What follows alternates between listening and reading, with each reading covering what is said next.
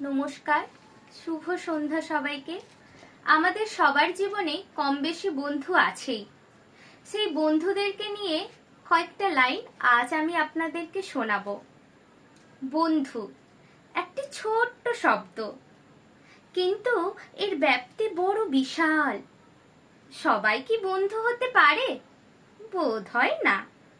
বন্ধু সেই যে আমায় ছেড়ে এগিয়ে যাবে না, আবার আমায় এগিয়ে পিছিয়েও থাকবে না, থাকবে আমার পায়ে পায়ে, সব সময় বিপদে আপদে সুখে দুঃখে।